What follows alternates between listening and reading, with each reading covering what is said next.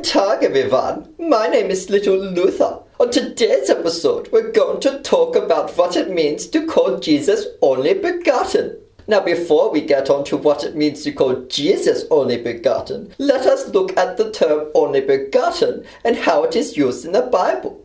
So the term monogenes comes from two words in the Greek. Monos, meaning only, and genos, meaning born, which is derived from the Greek word ginomai, which means to be brought into existence. It appears 9 times in the Bible, 5 times in reference to Jesus, in John chapter 1, verse 14 and verse 18, and John chapter 3, verses 16 and 18. It also appears in 1 John chapter 4, verse 9. It then also appears in the book of Hebrews chapter 11 verse 27 in reference to Abraham offering up Isaac, and it appears in Luke chapter 7 verse 12 and Luke chapter 9 verse 38 in reference to a person's son, and in Luke 8:42 in reference to a person's daughter. All the English translations, like the King James Bible of 1611, translates monogenes as only begotten. But many modern translations, such as the New International Version or the English Standard Version, translate monogenes as either only or one and only. Even God's Eternal Word, the translation done by Pastor Clarence Pribenow of the Australian Evangelical Lutheran Church, translates monogenes as only.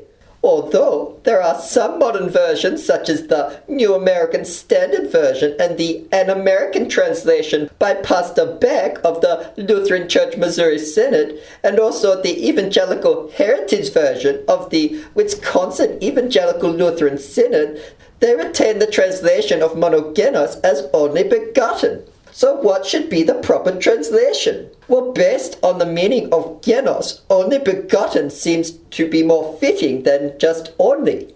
If we look at earlier English translations such as the Tyndale Bible of 1534, the Great Bible of 1539, the Geneva Bible of 1560, the Bishop's Bible of 1568, and the Douay Rheims translation of the Latin Vulgate from 1582, they all translate monogenes as only begotten.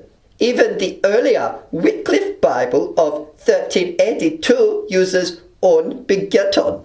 Also the Vesic Gospels of 1175 and the Hatton Gospels of 1160, which use a very early Germanic English, they translate it as Akkaden, which means only begotten. Luther's German translation uses Eingeborenen, which means only born or only begotten. And the Latin Vulgate uses unigenitum, meaning only generated or only begotten. Although there were some early English translations, such as the Coverdale Bible of 1535 and the Matthew's Bible of 1537, that translated monogenes as only. But one thing that is very interesting is that even though the King James Version translates monogenes as only begotten in references to Jesus and in reference to Isaac in the book of Hebrews, if we look at Luke chapter 7, 12, 8:42 and 9:38, the King James translates monogenes as only or one and only, such as my only daughter rather than my only begotten daughter. And this is not unique to the King James Version. For the Tyndale Bible, the Great Bible, the Bishop's Bible, and even the Douay Rheims all translates Luke as only. Luther's German in Luke uses einziger, which means only. And even the Latin Vulgate uses unicus, which means only, from where we get the English word unique. The Geneva Bible is the only one of these translations to translate monogenes in Luke's Gospel as only begotten. But even here, the Geneva Bible only does this in Luke chapter 7, verse 12. For in Luke chapter 8, verse 42, it translates monogenes as only. And in Luke 9:38, it translates monogenes as all that I have. So this just goes to show that monogenes can be translated as either only begotten or only one.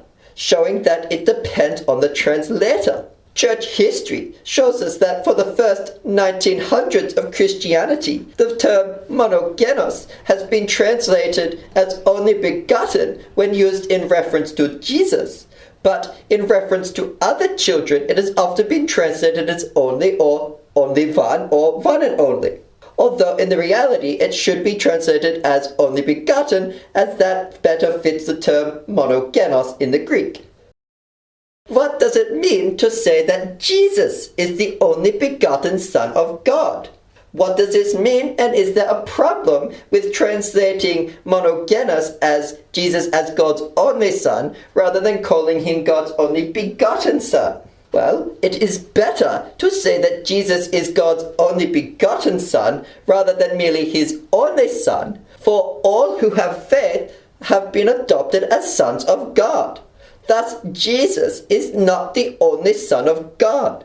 Jesus is the only begotten Son of God, for he is the only one that is of the same substance of the Father, God of God, light of light, very God of very God. As mentioned above, genos means born, from ginomai, meaning to be brought into existence. Jesus is the only Son of God who gets his essence and substance from the Father. Jesus is not just any Son of God, he is God the Son. This is why we should call Jesus the only begotten Son of God, because all Christians are sons and daughters of God, but Jesus alone is the only Son begotten of the Father.